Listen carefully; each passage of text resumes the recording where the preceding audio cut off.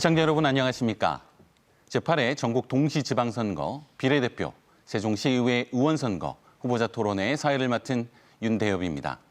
오늘 이 시간에는 비례대표 세종시의회 의원선거 후보자와 토론자를 모시고 공약과 정책을 검증해 보도록 하겠습니다.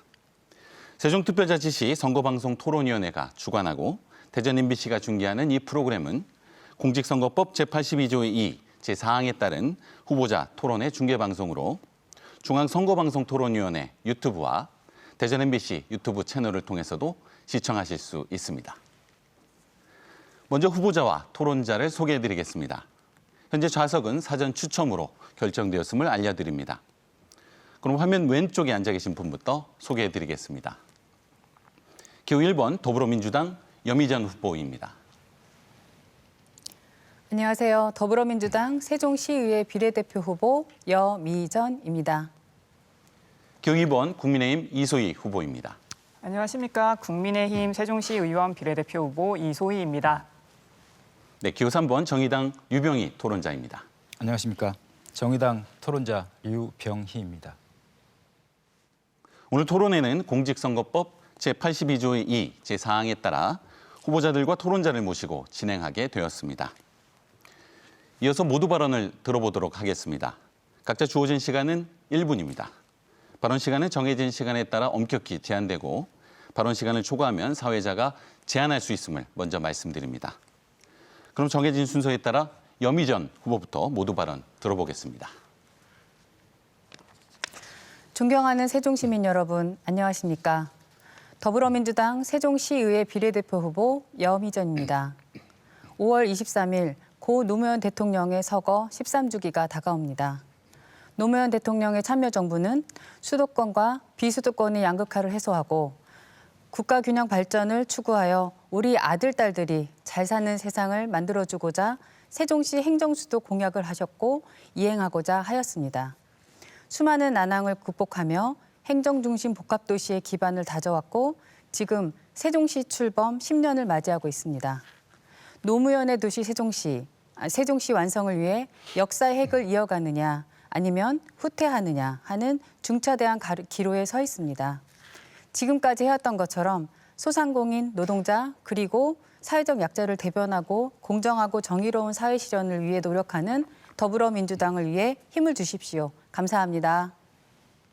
네, 다음으로 이소희 후보 모두 발언 시작해 주시기 바랍니다. 네, 안녕하십니까. 존경하는 세종시민 여러분. 저는 국민의힘 세종시 의원 비례대표 후보 이소희입니다. 저는 시의원으로서 무엇보다 본연의 역할에 충실한 시의원이 될 것을 약속합니다. 시의원의 첫 번째 임무는 실효성 있는 정책 발굴과 조례 재개정입니다.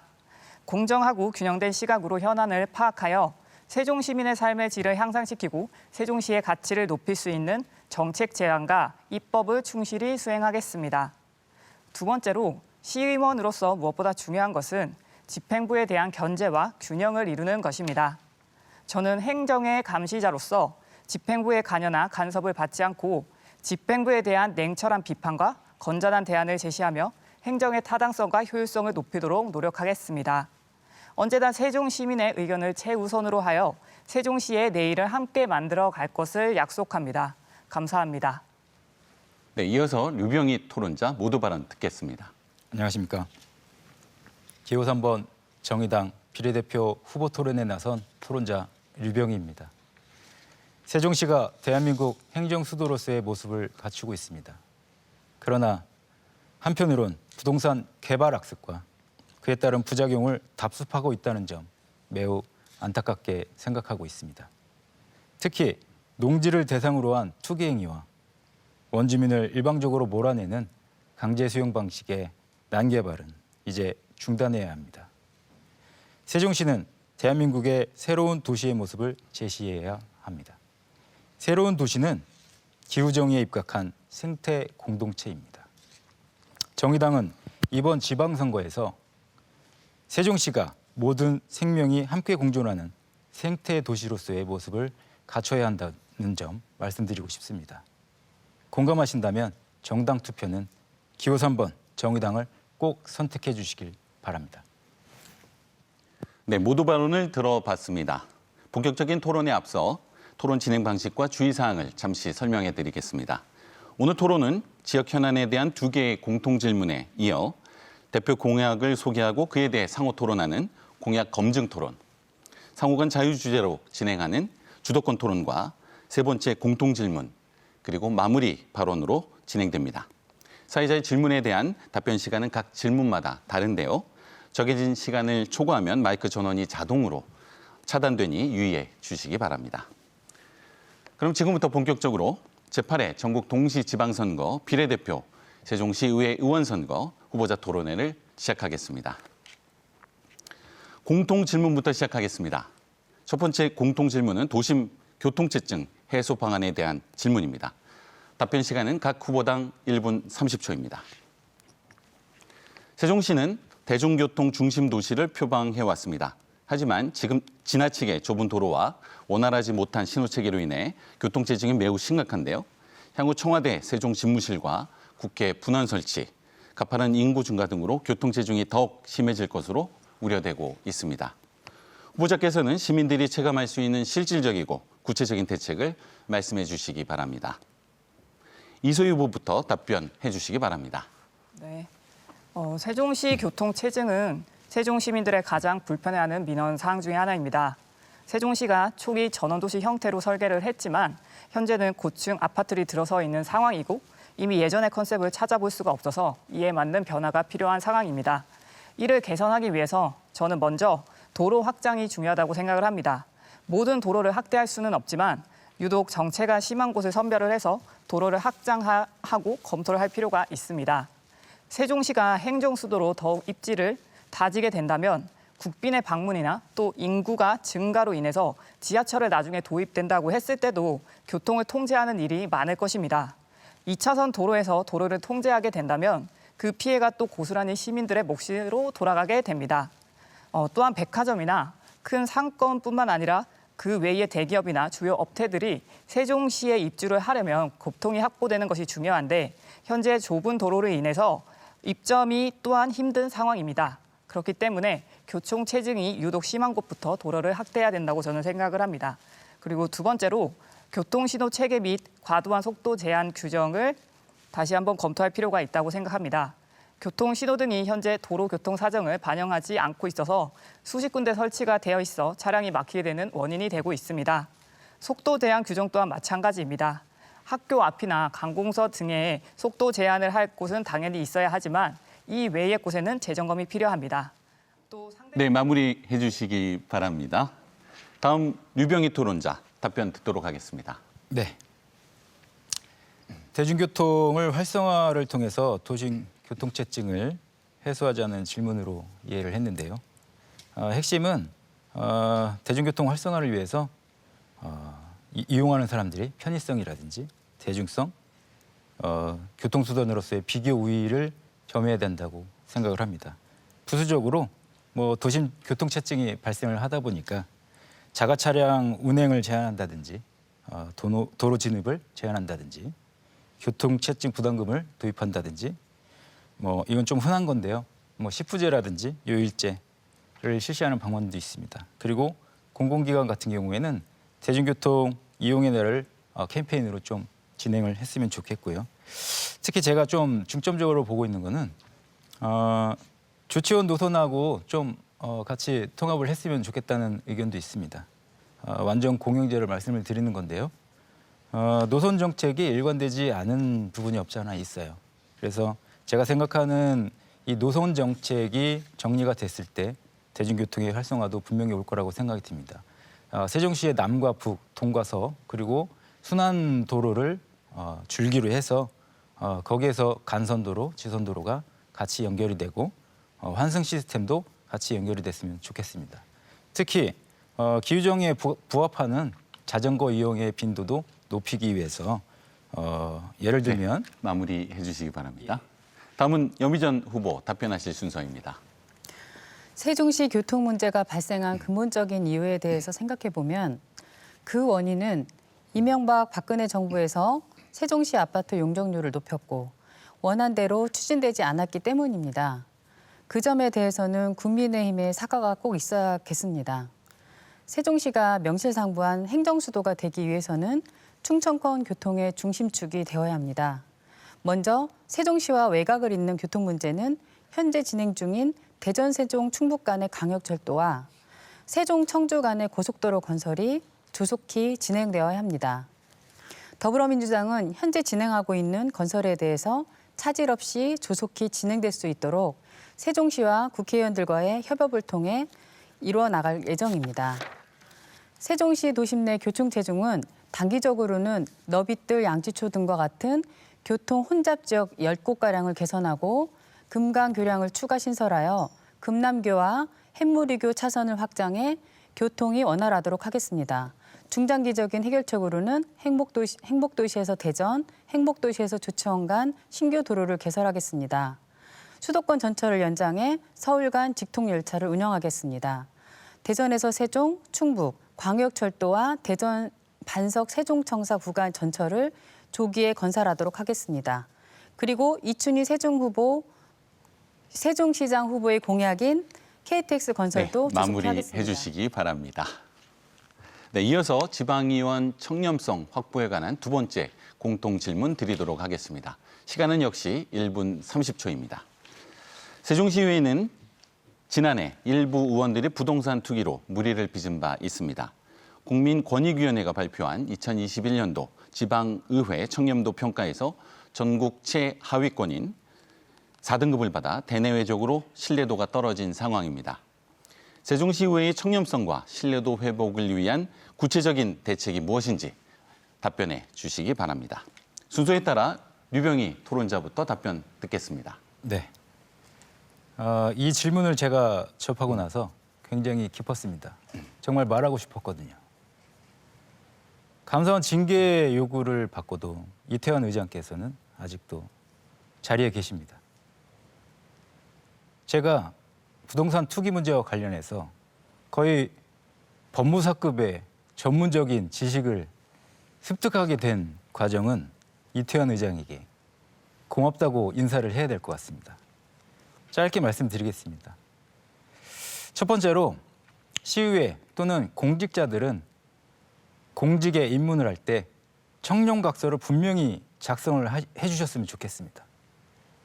문제가 생겼을 경우에는 본인이 스스로 자퇴를 하는 방법이 있을 거고요.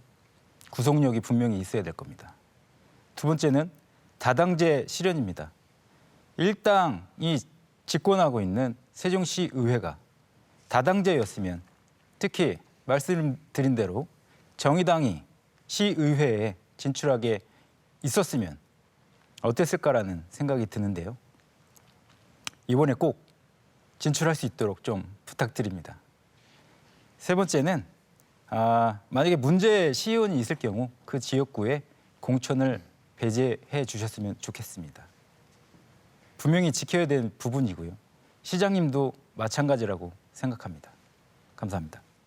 네, 다음은 여미전 후보 답변해 주시기 바랍니다. 네, 세종시 의회의 청렴도 부분에서는 죄송하게 생각하고 있습니다. 더불어민주당의 몇몇 시의원이 투기로 의심되는 재산 증식이 있었다는 보도가 있었고 이에 시민들이 크게 실망하셨습니다. 이를 바로잡고 시민의 눈높이와 도덕적 기준에 맞도록 더불어민주당은 청렴의 회복을 위한 엄중한 잣대를 대었습니다. 시의원에 대한 공직자 평가나 제8회 전국 동시지방선거 시의원 공천 과정에서 타 정당에는 없는 도덕성 평가 기준을 새로 도입해 검증을 강화시켜 현직 시의원이나 출마자 중 의혹을 가진 경우에는 단호하게 대처했습니다. 그 결과 이번 공천 과정에서 경선 과정을 거치며 새로운 인물들이 대거 등장하였으며 더불어민주당의 새로운 기류를 만들고 있습니다. 당의 입장에서는 투기나 비위가 적발될 경우 공천이 배제될 정도로 강한 윤리 규정과 공천관리 규정을 확대해 나갈 필요가 있습니다. 시의회 입장에서는 외부 인사로 구성된 윤리위원회 등을 구성하여 시의원들의 제 식구 감싸기를 원칙적으로 방지하고 의정활동 중 투기나 비위가 적발될 경우 시민단체 등으로 구성된 외부위원회의 심사를 통해 위원 활동 일부 제한 조치까지 가능한 정도의 페널티 시스템을 만들어야 한다고 생각하고 있습니다. 감사합니다. 네, 이어서 이소희 후보 답변하실 순서입니다. 네. 세종시 공직자에 대한 부동산 투기 의혹이 여전하지만 현재 제대로 해결된 것이 없습니다.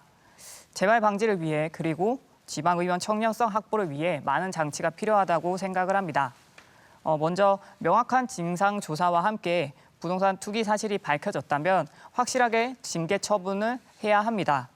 처벌이 되기 위해서는 규정을 명확하게 신설을 해야 하고 특히나 업무 담당자가 아니라 하더라도 미공개 정보를 이용해서 토지 거래를 이용했다라고 한다면 처벌 방안을 마련해야 합니다.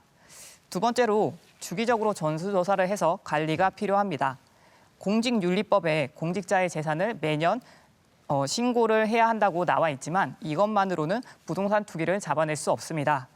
재산을 취득하게 된 경위 등을 주기적으로 전수조사해서 모니터링할 필요가 있습니다. 세 번째로 개발 계획을 세우는 단계에서부터 선제적으로 토지거래 허가 구역으로 제정을 해서 정보를 투명하게 공개해야 합니다. 지난 부동산 투기 전수조사 당시에 대부분 공직자 명의가 아닌 가족 명의로 구입한 경우가 많았습니다. 이런 부분까지 해결하기 위해서는 부동산 개발에 대한 깜짝 발표를 할 것이 아니라 시작부터 일시적으로 토지거래 허가 구역으로 지정을 해서 투기를 하지 못하도록 방지를 할 필요가 있습니다. 하지만 이런 제도적 장치들보다도 공직자로서 자신의 도덕성과 책임, 양심에 따라 활동을 해야 할 것입니다. 감사합니다. 네, 공통 질문에 대한 답변 잘 들었습니다. 이번 순서는 공약 검증 토론입니다. 후보자와 토론자께서는 2분 이내로 공약을 발표해 주시고 발표가 끝나면 6분 40초 동안 상대 후보자들이 개별 질문과 보충 질문에 답변하시면 되겠습니다. 자, 순서에 따라 여미전 후보부터 공약을 발표해 주시기 바랍니다. 시간은 2분입니다. 첫째, 행정수도 완성을 해야 합니다. 행정수도 완성을 위한 선결과제는 역시 국회 세종의사당의 차질 없는 추진이 필요합니다. 행정에 이어 정치기능도 옮겨와 세종시가 정치와 행정, 그렇게 행정수도로 발전하는 것입니다. 그 다음 중요한 것은 개헌을 통한 수도 명문화라고 생각합니다. 세종시를 행정수도로 완성하려면 다른 무엇보다도 개헌을 통해 헌법의 행정수도 세종을 명문화하는 것이 중요합니다. 사통팔달 세종시 완성입니다. 행정수도 세종을 위해서는 세종시가 충청권의 교통중심지가 되어야 합니다. 이를 위해서 대전, 세종, 충북 광역철도와 세종, 청주 고속도로의 진행이 차질 없이 진행시킬 수 있도록 당 차원의 역량 집중한다는 것이 가장 중요합니다. 그리고 행정수도를 위해서는 세종시의 KTX역이 신설되어야 합니다.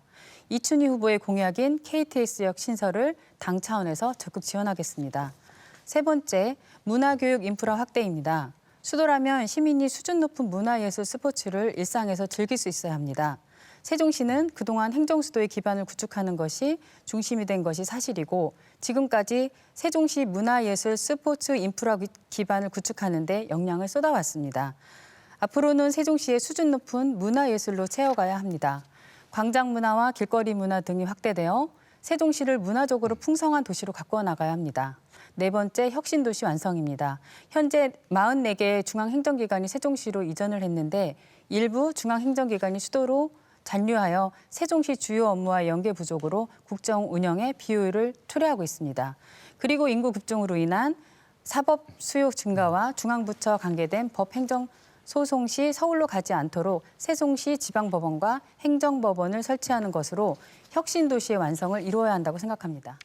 네, 여미전 후보의 공약에 대해 이소희 후보께서 질문하실 수 있습니다. 질문은 30초, 답변은 1분 30초입니다. 네. 연미전 후보님께서 말씀하신 공약들 잘 들었습니다.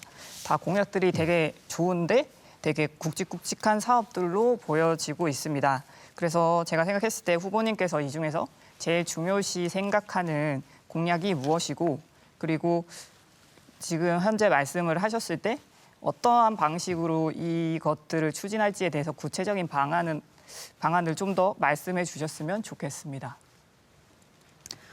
제가 말씀드린 공약 중에 가장 중요한 것은 행정수도 명문화를 위한 개헌입니다. 이제까지 추진한 추진 방안으로는 입법에 수도 조항이 신설된 대통령령으로 개헌 발의하는 것이며 헌법의 제3조 대한민국의 수도는 서울특별시 행정수도는 세종특별자치시로 한다라고 행정수도에 관한 구체적 사항은 법률로 정한다라는 것을 실행하는 것이며 행정수도 위헌 판결 이후 신행정수도 후속 대책에 대한 행정중심 복합도시 건설을 위한 특별법으로 개정되어 있어 이것을 명문화된 행정수도로 개헌하는 것이 가장 중요한 골자라고 생각하고 있습니다. 네, 이소희 후보 보충 질문하실 수 있습니다. 네, 말씀 잘 들었습니다. 이런 공약들도 다 되게 중요한데 약간 시의원으로서 활동을 하려면 이러한 공약들 이외에도 좀 더 지역 주민들의 생활 밀착형 공약들도 필요하지 않나라는 생각이 드는데 혹시 이 기존에 공개된 공약들 이외에 생활 밀착형으로 생각하시는 공약이 있다면 하나 정도 말씀해 주시면 좋겠습니다.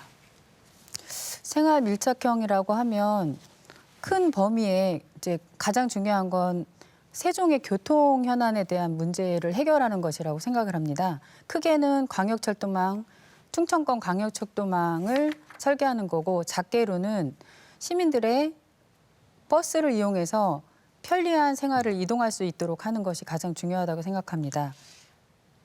네, 그렇게 생각하고 있습니다. 예. 네, 시간이 좀 남았네요.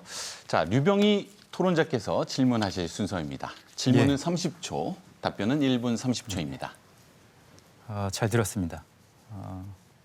근데 공약이 사실은 이번 우리가 토론하고 있는 선거는 세종시 의회 의원 선거입니다. 공약 말씀하신 게 공약이 아니라 민주당의 전체적인 국가 과제에 대한 어떤 기조 같은 말씀이신 것 같은데요. 제가 제공해 주신 공약을 좀 봤어요. 사실은 이제 저희 정의당은 모든 생명이 함께 공존하는 생태 도시를 지금 이번에 선거 기조로 삼았는데요. 이 면지역 주민들에 대한 그 상대적인 박탈감 이런 부분이 좀 많이 제가 민원을 접하면서 많이 들었는데요. 도시와 농촌의 상생과 관련된 부분에 대해서는 혹시 어떤 생각이 있으신지 좀 궁금합니다. 지금 세종시는 북세종권과 신도시의 개발이 편중되어 있어 사실상 지역적 이기주의가 발생하고 있는 것이 사실입니다. 그것에 대한 대안으로는 세종시 신도시는 행정 중심으로 돌아가고 북세종권은 관광과 그다음에 그 의료 산업단지 조성해서 인프라를 구축해서 그 넓은 영역을 이용해서 인프라 구축해서 세종 신도시와 구도심의 상생 발전할 수 있는 대안이 필요하다고 생각하고 있습니다. 그것에 대한 대안으로 잠시만요. 공공기관을 세종시 구도심에 유치하고 의료 복합단지를 만드는 것에 대한 공약을 제가 만들고 있었습니다. 네, 류병희 토론자 보충 질문하실 수 네. 있습니다. 그 맥락에서 또 질문이 있는데요. 사실은 이 면지역은 농촌 지역입니다. 농지가 대부분을 차지하고 있고요. 면지역으로 개발이 확장될 경우 그 농지는 훼손될 게 분명한데요. 지금 현재도 여러 산단 개발로 인해서 농지 또는 원주민들이 세종시 밖으로 내몰리게 되는 상황이 벌어지고 있습니다. 강제 수용 방식을 택해서 민관 개발 방식을 고수하고 있는 세종시 정책에 대해서 어떻게 생각하시는지 궁금합니다. 강제 수용 방식이라 하면 그 문구만 봐서는 정말 강제 수용이라고 받아들일 수도 있긴 하겠지만 저도 세종에서 27년 동안 있으면서 그 신도시 개발하면서 수용 과정을 간접적으로 또는 직간접적으로 많이 봤습니다. 그런데 무조건적인 시민의 의견을 배제한 강제 수용적인 것은 제가 들은 바가 없고요. 주민과의 소통을 충분히 여러 차례 했고 그 결과 거의 과반수 이상이 찬성은 하지만 대부분의 그 농민들이나 이렇게 분홍이 아닌 분들은 반대하는 경우가 있고 그런 것에 대안으로 조합을 만들어 그분들의 권리와 생활권을 유지하는 대안으로 같이 했던 것으로 저는 기억하고 있습니다. 네, 시간이 1분 정도 남았는데요. 이소희 후보자, 류병희 토론자 추가 보충 질문 하실 수 있습니다. 아니면 여미전 후보 추가적으로 보충해서 답변하셔도 될 것 같습니다.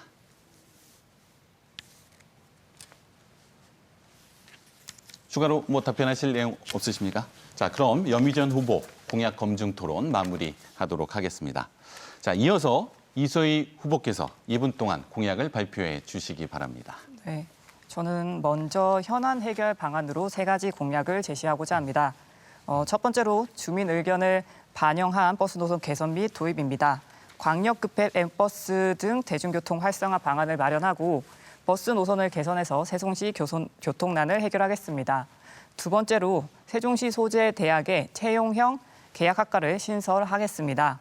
청년들의 대학 전경과 일자리 불일치로 인한 취업 지연을 해결하고자 입학과 동시에 채용을 보장받는 계약학과를 신설을 해서 다양한 분야의 인적 자원을 육성하겠습니다.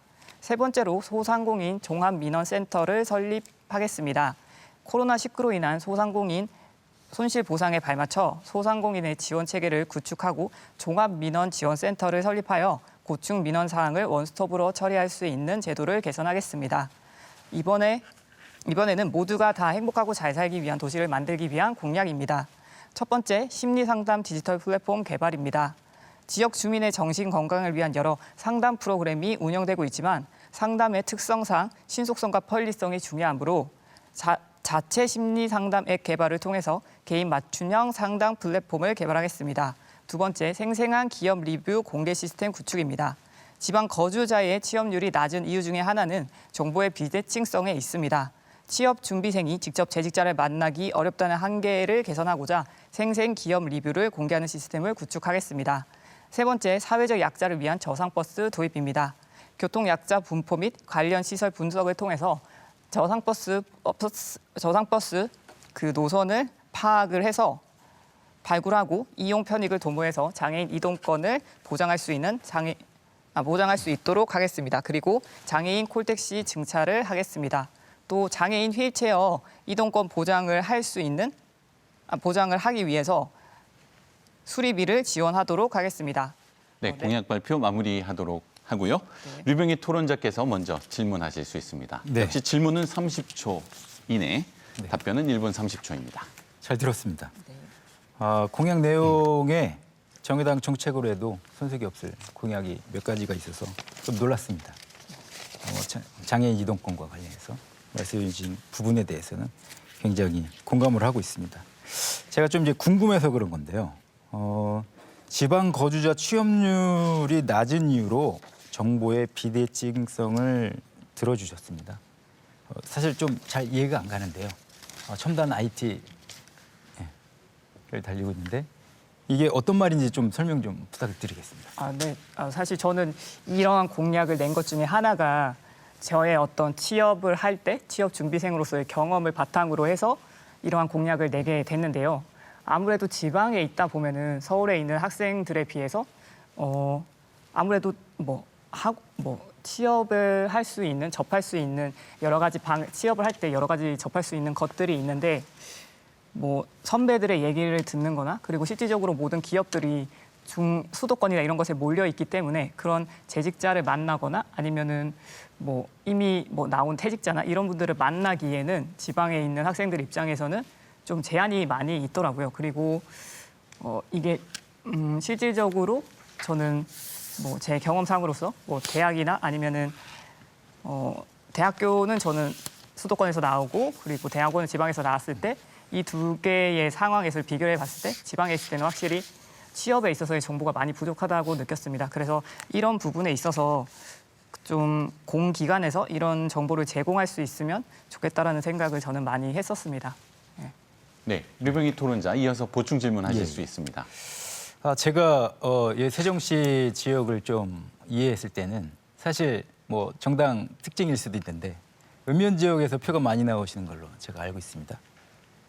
근데 도농 균형 발전이라든지 농촌의 인구가 소멸되는 부분 또는 소득 불균형에 대해서는 좀 공약이 없으신 것 같아서 혹시 공약으로 내세우지는 않으셨지만 혹시 말씀 주실 게 있으시면 좀 부탁드리겠습니다.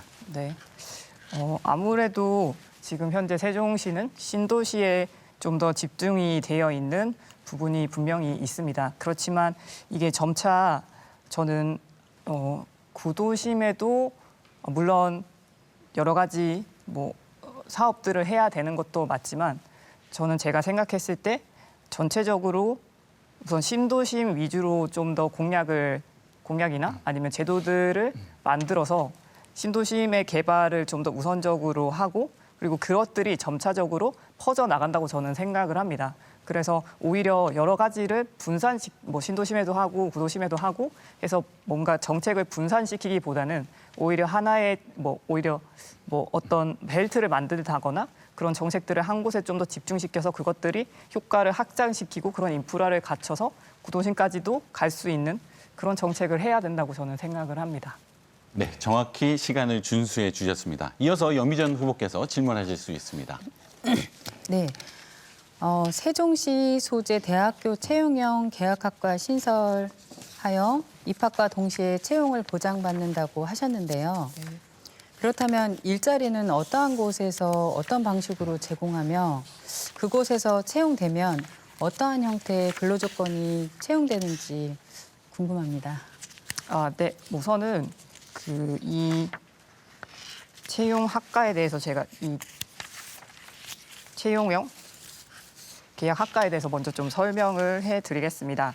이 채용 조건형 계약 학과라는 것이 기업이 우수한 인재를 확보를 해서 대학이나 대학원에 관련 학과를 만들고 그리고 해당 학과의 채용을 보장해 주는 것으로 그렇기 때문에 그 기업과 학교와 관이 다 연관이 돼서 정책을 짜게 되는데요. 그래서 세종시에 현재 기업을 유치를 할 수 있는 그 기업들과 연계를 해서 그 기업에 취업이 되는 것이고 그리고 그 취업이 되고 그리고 실질적으로 현재 지금 세종시에는 이런 채용 조건형 계약 학과가 없지만 수도권이나 이외에 채용형 조건형 계약 학과를 신설하고 있는 곳은 이 학교에서 공부하는 장학금도 이 기업에서 제공을 하고 있습니다. 그래서 학생 입장에서 채용도 보장이 되고 그리고 교육을 함에 있어서도 돈이 보장이 되고 그리고 나중에 취업난에서도 좀 보장이 될 수 있는 그런 제도이기 때문에 일자리 창출에도 도움이 되는 부분이 있습니다.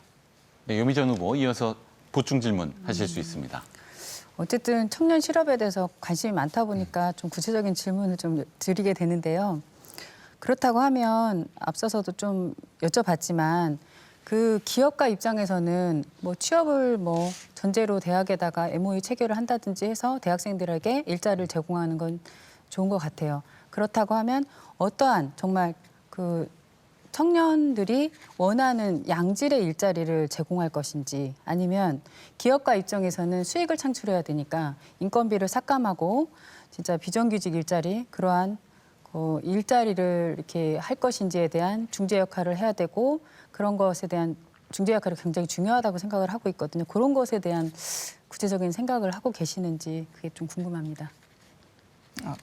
중재 역할? 네. 그러니까 제가 이 채용 조건형 개설학과를 생각을 했을 때 지금 현재 주로 이 채용 조건 계획학과는 반도체나 AI 분야 이런 4차 산업혁명과 관련된 분야로 점점 넓혀지고 있고 사실 그런 것뿐만이 아니라 반려동물이나 아니면 미용 분야에서도 이런 채용 조건형 계약학과가 많이 신설이 되고 있습니다. 그리고 특히나 이게 제가 이거를 생각을 했던 것 중에 하나가 OECD 국가 중에서 지금 우리나라는 대학에서의 전공과 그리고 일자리의 부질치의 수치가 굉장히 높아요. 그래서 이게 우리나라가 저는 1위인 걸로 알고 있고 그렇기 때문에 실상 전공과 일자리가 다르기 때문에 이것 때문에 취업이 지연이 되고 그리고 기업 입장에서도 이소희 후보 공약 검증 토론 마무리하도록 하겠습니다. 이어서 류병희 토론자께 2분간 공약 발표하실 수 있는 시간을 드리겠습니다. 시작해 주시기 바랍니다. 네. 저는 정의당에 입당한 지 한 3년 정도 됐습니다. 제가 정의당에 입당한 걸 정말 자랑스럽게 생각하는 순간인데요. 저희가 만들어낸 8대 정책 공약이라고 해서 아마 유권자 여러분들께 공보로 전달이 될 예정인데 한 30여 개 이내에 세부 공약도 좀 정해놨습니다. 첫째로 저희 기조는 사실은 이제 말씀드렸듯이 모든 생명이 함께 공존하는 생태도시 세종입니다. 이를 위해서 기후정의위원회가 시장 직속으로 분명히 설치가 되어야 한다고 생각이 듭니다. 그리고 지역 에너지 자립조례 제정을 통해서 2030 재생에너지 발전 비중 50%를 달성을 하고 햇빛 발전 협동조합도 설립해서 시민이 참여할 수 있는 에너지 자립을 이룩할 수 있으면 좋겠습니다. 그리고 생태축, 그러니까 금강, 전월산, 중앙공원을 잇는 생태축을 구축해서 자연녹지를 보존할 수 있었으면 좋겠습니다. 그리고 도농이 상생하는 행복도시 세종이 되어야 된다고 생각을 하고 있습니다. 지역 친환경 농산물 생산을 확대하고 직거래 체계를 정비해야 된다고 생각합니다. 특히 세종형 도농 상생 지원센터를 설치해서 도시의 장점, 농촌의 장점을 이용해 서로 윈윈할 수 있는 플랫폼이 필요하다고 생각합니다. 그리고 고립을 넘어서 연대와 돌봄 공동체가 되어야 한다고 생각합니다. 재작년 통계인데요. 30%에 넘는 분들이 1인 가구로 살고 계십니다. 청년층으로 가면 60%가 넘는 인구가 1인 가구를 하고 있는데요. 이분들의 심리 지원을 위해서 위기 개입도 하고 함께 공동체를 형성해서 나갈 수 있었으면 좋겠습니다. 네, 마무리해 주시기 바랍니다. 류병희 토론자의 공약에 대해 이소희 후보 먼저 질문하실 수 있습니다. 네. 말씀 잘 들었습니다. 제가 지금 말씀하신 내용에서는 그러니까 말씀을 안 해주셨는데 제가 그 정의당 공약에 관련해서 좀 찾아봤을 때 그 공개된 공약에서 보면은 중증 장애인 노동권 보장하고 장애인 공동 창업장과 사회적 일자리 마련 등 세종형 권리 중심 중증 장애인 맞춤형 공공 일자리 조례를 만들겠다고 되어 있는데요. 네.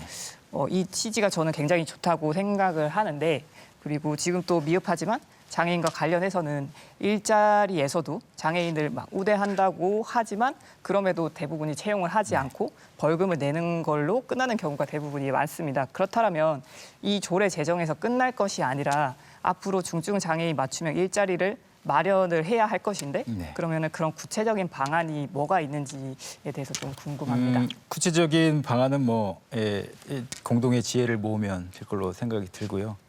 사실 장애인 이동권, 노동권, 교육 학습권이라든지 이런 부분이 굉장히 중요하다고 생각이 듭니다. 이소희 변호사께서도 잘 아시겠지만 이 공공형 일자리라고 맞춤형이라고 말씀드린 거는 이 중증 장애인들 같은 경우에는 사회 참여가 그렇게 쉽지 않은 게 사실입니다.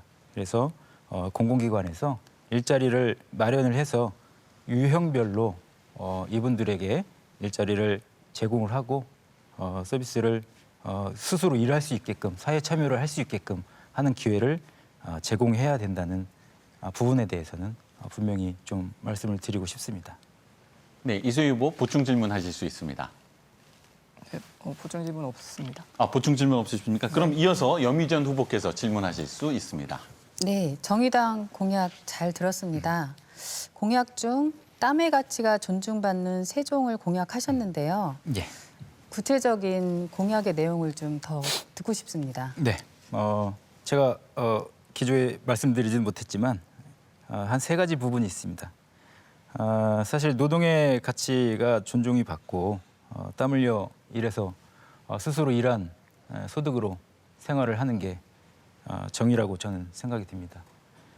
특히 그런 과정 중에서 목숨을 걸고 현장에서 일하시는 분들이 계십니다.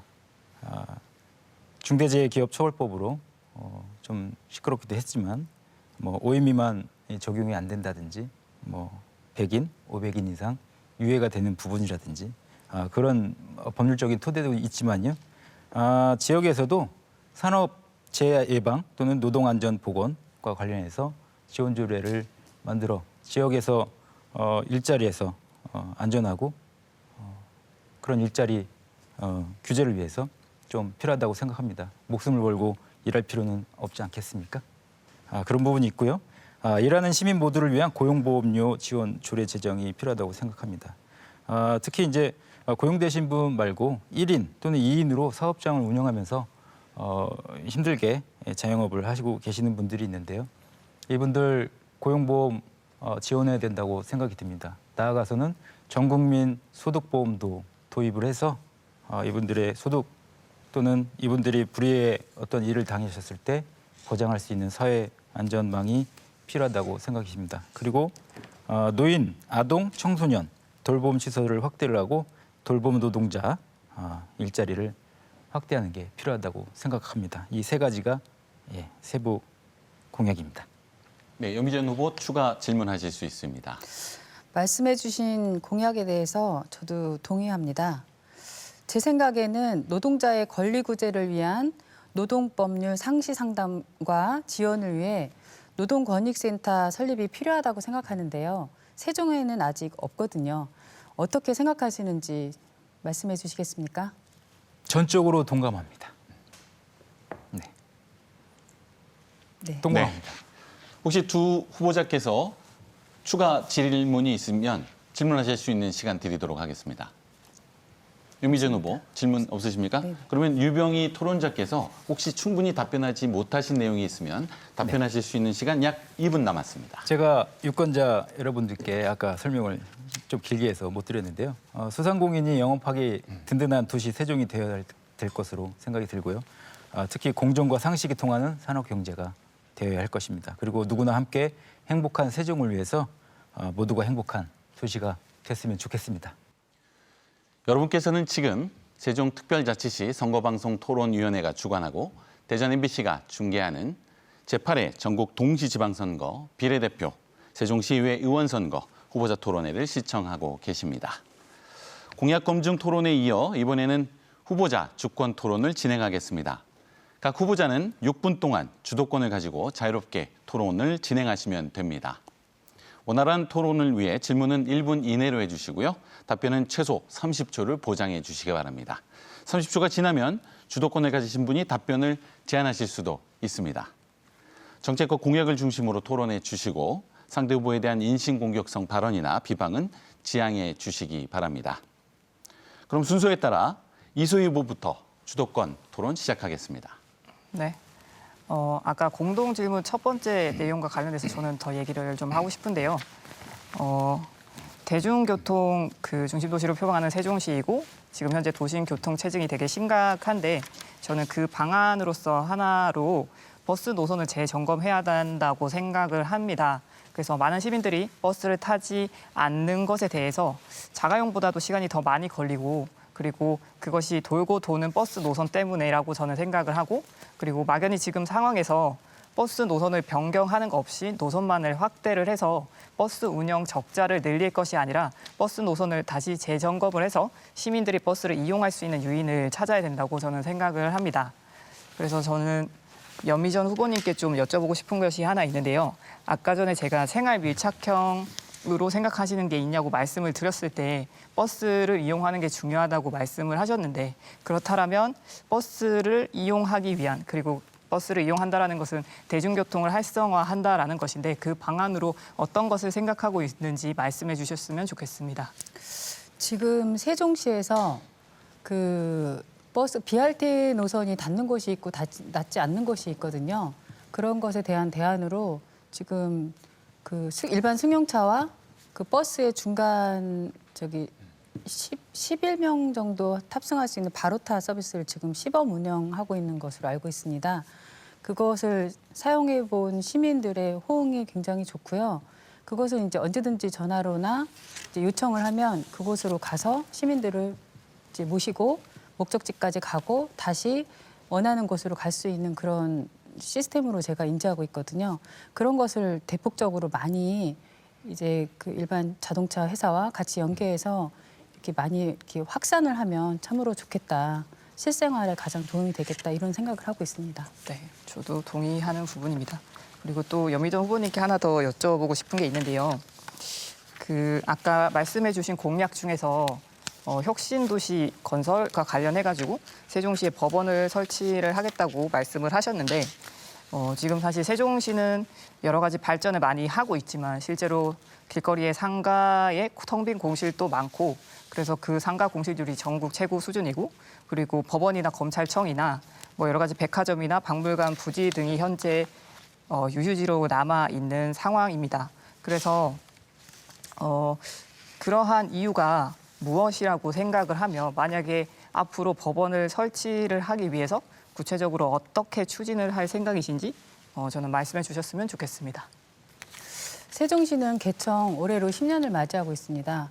원래는 앞서서 제가 첫머리에 인사드렸던 것처럼 고 노무현 대통령이 신도시와 수도권과 비수도권의 편중된 개발을 막고 국가 균형 발전을 위해서 행정수도를 이제 제안하셨고 공약으로 했고 실천했는데 이것이 이명박 정권과 그다음 박근혜 정부에서 원래 그 원안에서 변경을 했어요. 그러다 보니까 원래 행정수도 완성이었는데 행정중시 복합도시로 하향 조정됐고 그러다 보니 박근혜 정부 때 용적률을 높였습니다. 그래서 원래 원안보다 건물이 더 많아졌고 수요와 공급이 매치되지 않았기 때문에 남하나는 상가 공실은 세종 시민에게 그 부담으로 갔고 도로도 마찬가지입니다. 그러다 보니까 그 인구 유입이 상대적으로 너무 많아지다 보니까 교통도 번잡해지고 혼란한 것이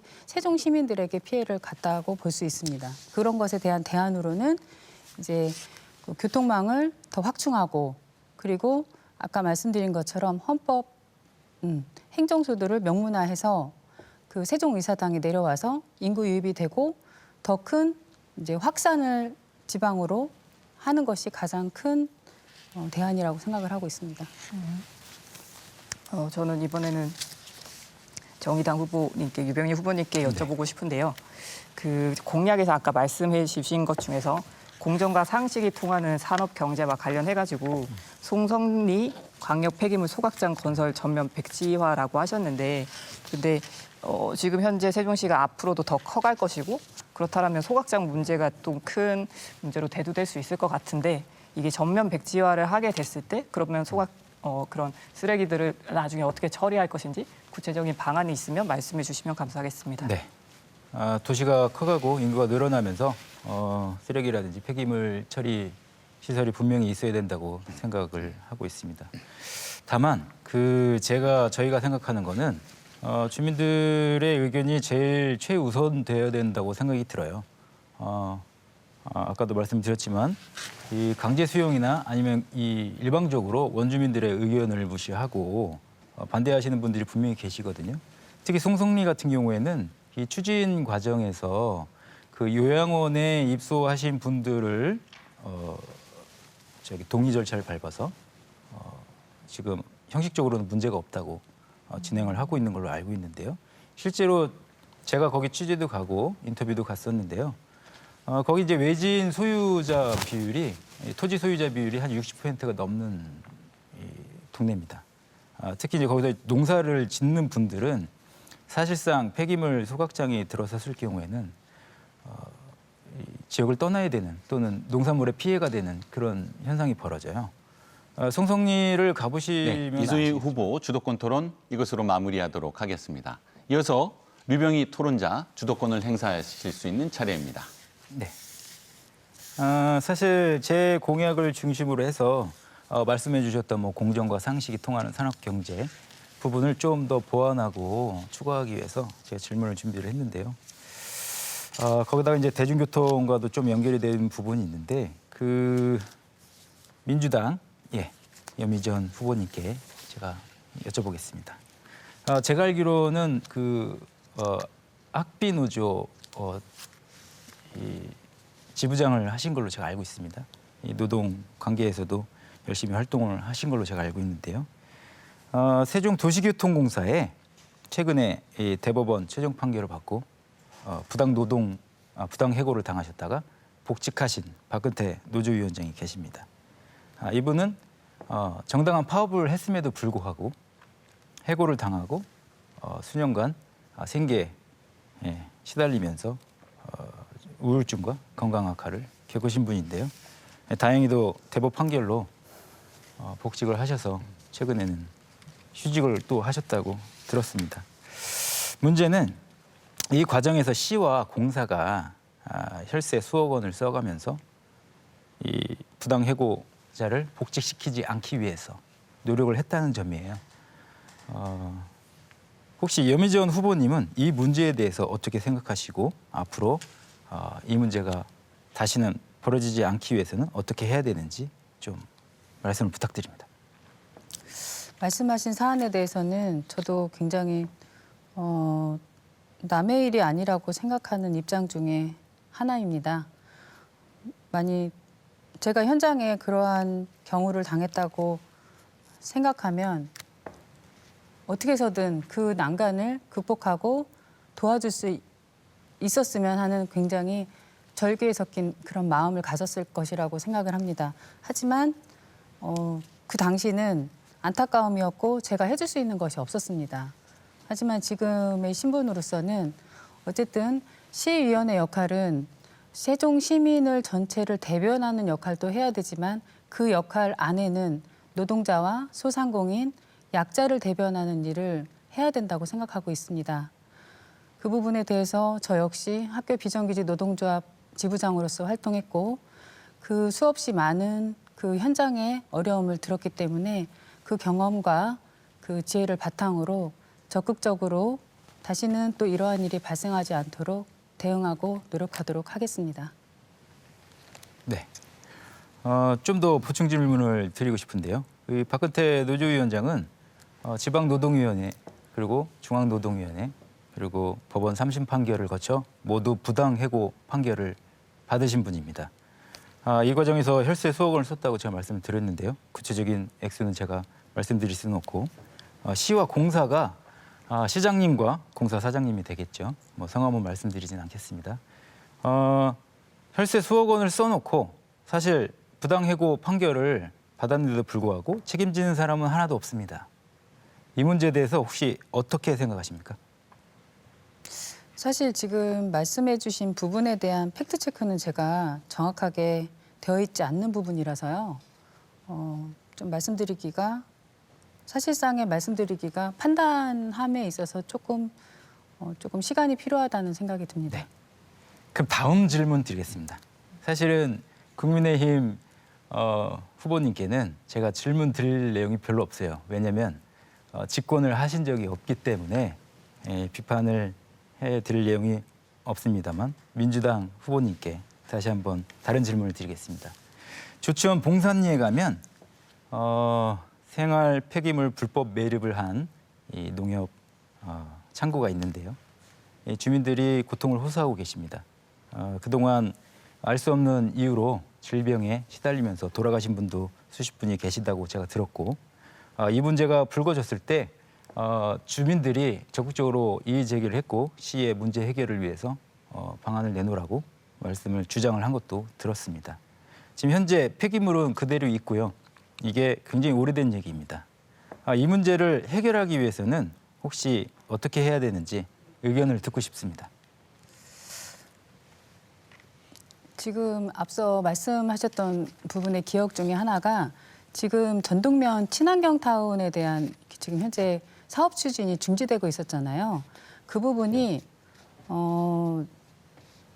말씀하신 것처럼 세종은 1년에 생활 폐기물 처리에 대한 230억 원의 예산을 쓰는 것으로 제가 말씀드리는데 네. 소각장 문제가 아니고 아니 그러니까 그것에 같이 부합해서 그 대안을 찾아야 된다고 저는 생각하고 있거든요. 91년도부터 91년도에 생활 폐기물 관리법이 제정이 됐습니다. 그때 이후로 당시에는 이제 영기군 시절이었겠죠.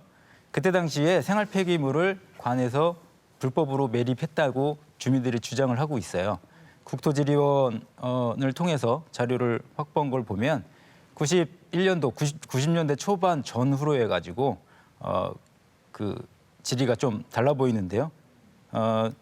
생활 폐기물 관리법이 91년도 제정된 이후에도 그런 폐기물이 적극적으로 매립된 거가 있었기 때문에 주민들이 얘기하고 있는데 시에서는 사실상 이게 폐기물 관리법 제정 이전에 매립했다고 지금 말씀을 하고 있습니다. 네, 마무리해 주시기 바랍니다. 이어서 염희전 후보께서 주도권을 행사하실 수 있습니다.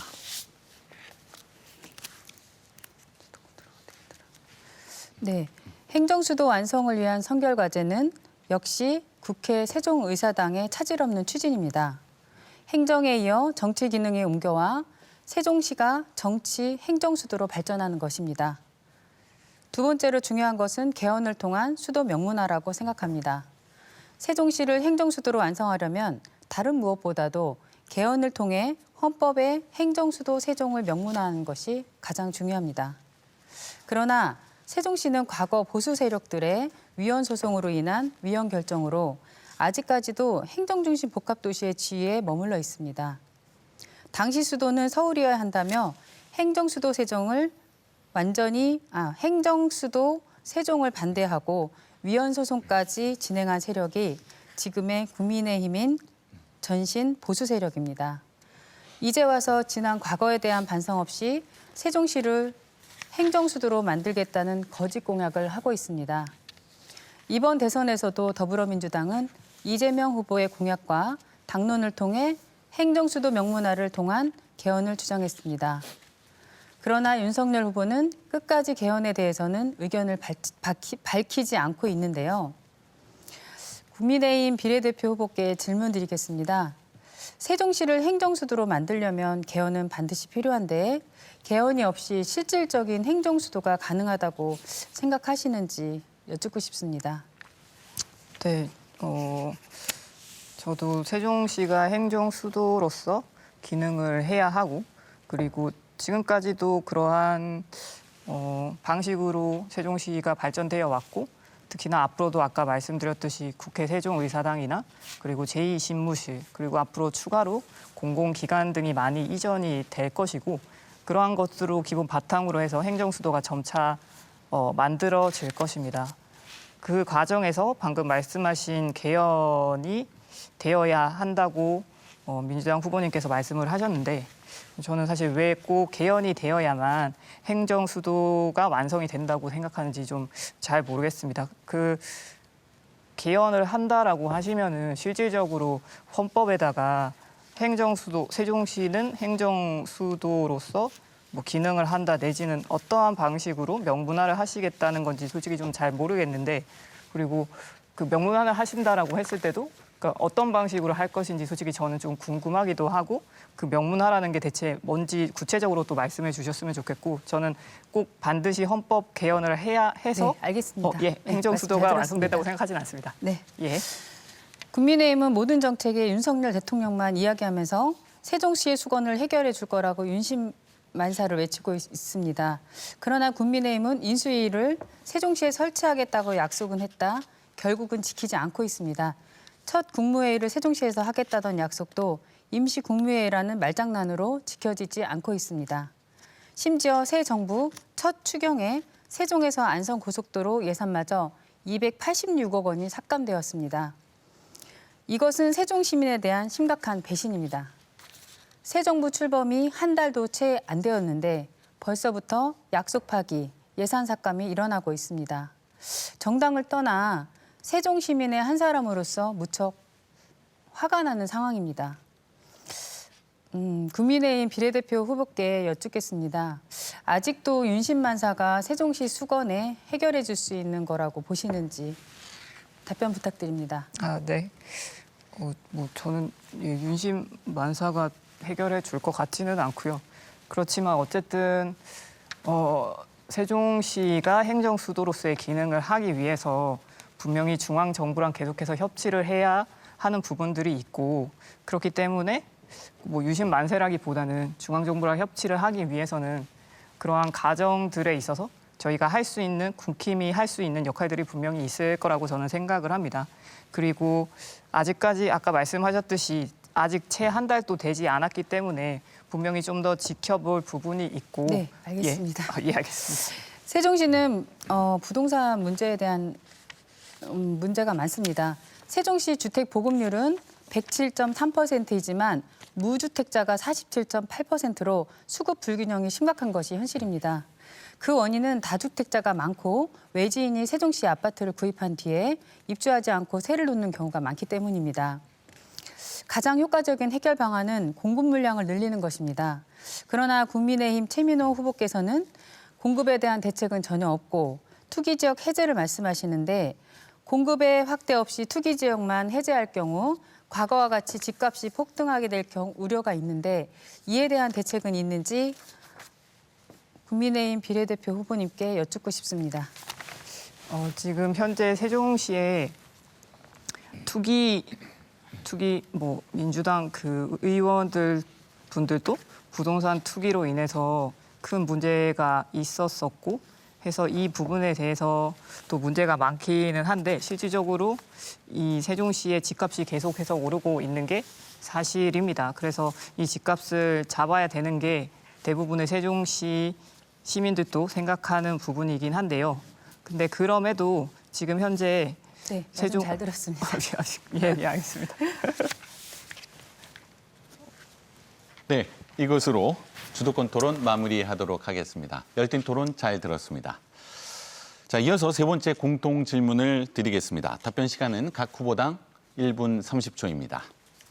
세종시는 상가 공실률이 전국 최고 수준이라는 불명예를 안고 있습니다. 공실 상가로 인해 상권이 침체되고 지역 경제가 악화되고 있는데요. 세종시와 행복청, 한국도시주택공사가 수년째 각종 대책을 내놓고 있음에도 불구하고 좀처럼 해결의 기미가 보이지 않고 있습니다. 상가 공실 문제를 해결하기 위한 구체적인 방안이 무엇인지 답변해 주시기 바랍니다. 순서에 따라 류병희 토론자부터 답변 듣겠습니다. 네. 수년째 이런 질문을 계속 받고 있는데요. 사실 중요한 문제이기도 합니다. 사실 상가가 공실이라는 얘기는 도시계획상 설계 단계에서부터 예측이 빗나갔거나 무분별하게 상가 분양을 했을 경우도 있습니다. 그래서 제가 생각했을 때는 사실 중요한 건 지금 코로나 시국과 관련해서 지난 2년 이상 고생하고 있을 자영업자 여러분들의 생활을 좀 돌봐야 되는데요. 사실 평시에도 코로나가 없던 평시에도 폐업률은 2년이 지나면은 굉장히 고비를 겪습니다. 절반이 넘는 가게들이 폐업을 하고 5년 동안 버티더라도 한 10에서 20% 정도밖에 살아남을 수 없는 게 현실인데요. 지난 코로나 시국에서 시가 직접 지원을 예산을 편성해 절박한 자영업자들에게 지급을 했다면 어땠을까라는 생각이 드는데 제가 생각했을 땐 순세계 잉여금이라고 있습니다. 근데 지난해 예산이 불용되고 남은 예산을 말씀드리는 건데요. 1,400억 정도가 집계됐다고 들었습니다. 이 돈과 더불어 사실 쓸데없이 소비되는 예산을 좀 포함해서 절박한 자영업자들에게 줬으면 어땠을까라는 마무리해 주시기 바랍니다. 다음은 여미전 후보 답변해 주시기 바랍니다. 세종시 상가 공실 원인을 먼저 살펴보면 세종시는 젊은 층이 많고 온라인 쇼핑 비중이 높습니다. 박근혜 정부 시절 아파트 상가에 대한 규제를 풀어서 3사 생활권과 다정동 등에 너무 많은 단지 내 상가를 공급한 것이 큰 문제입니다. 사생활권의 경우 법원 입주와 무관하게 너무 일찍 상가를 공급한 부분도 있습니다. 이것에 대한 대안으로는 가장 근본적인 해결은 인구 증가로 인구 유인 효과가 큰 국회 세종의사당 설치와 미디어 단지 조성, 법원 유치 등을 조기에 실현하는 게 중요하다고 생각합니다. 특히 국회 세종의사당이 설치되면 방송사와 신문사, 각종 협회, 단체 등이 세종시로 옮겨오는 등 빠르게 인구가 증가될 것으로 생각합니다. 행복도시 상가 업종 규제를 완화하여 공실이 심한 BRT 도로와 금강변 상가 등에 우선 추진하겠습니다. 소상공인 금융지원도 22년 1,000억 원에서 26년 3,000억 원으로 확대하겠습니다.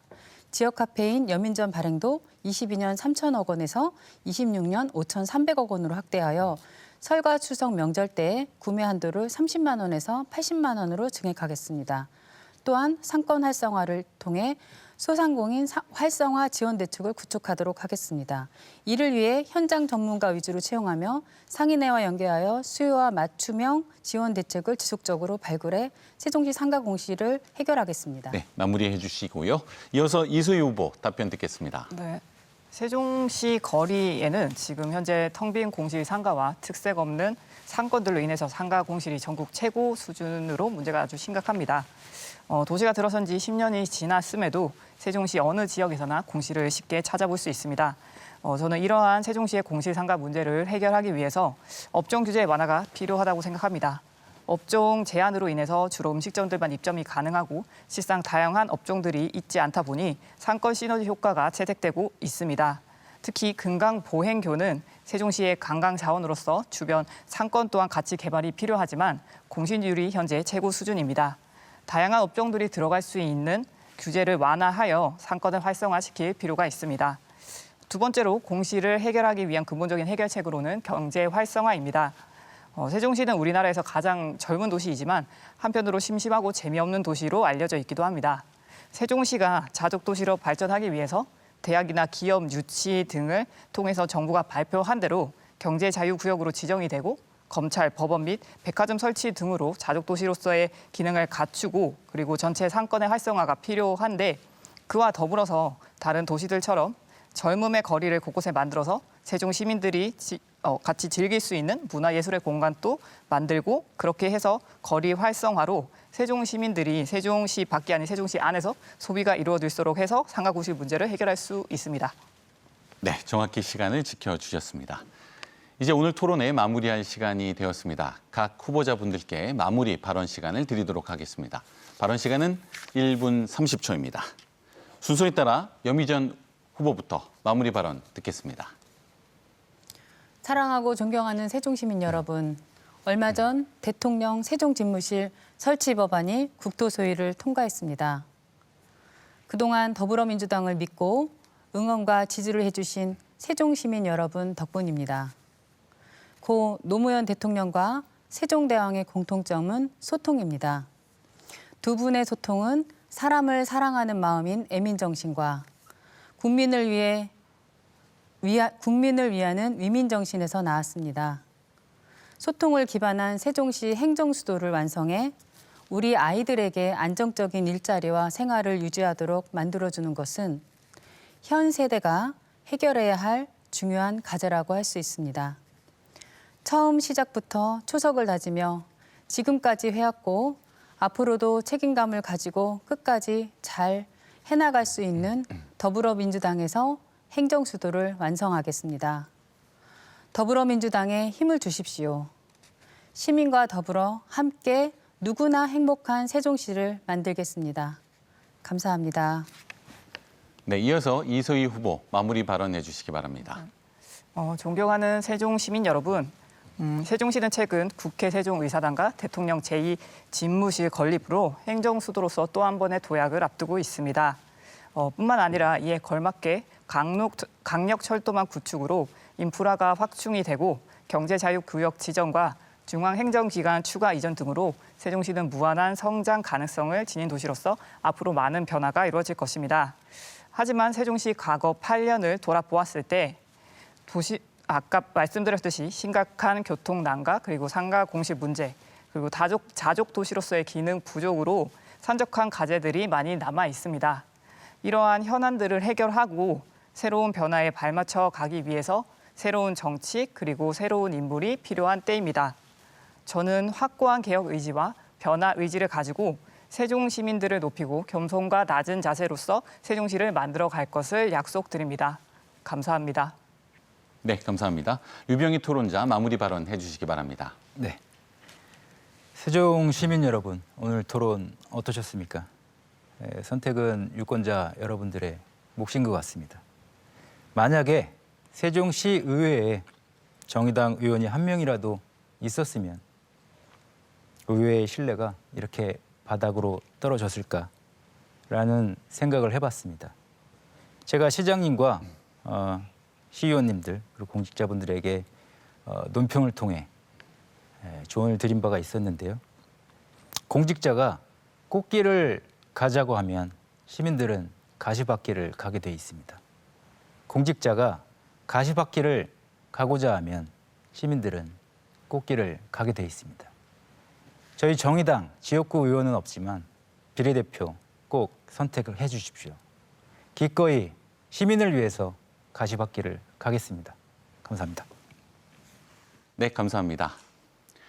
여러분께서는 지금까지 세종특별시 특별자치시 선거방송 토론위원회가 주관하고 대전 MBC가 중계한 제8회 전국 동시지방선거 비례대표 세종시의회 의원선거 후보자 토론회를 함께하셨습니다.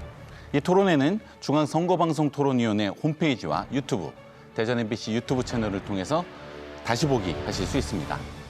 오늘 토론회가 후보자와 토론자의 자질과 역량을 검증하고 공약을 살펴보는 데 도움이 되셨기를 바랍니다. 시청해주신 여러분 감사합니다.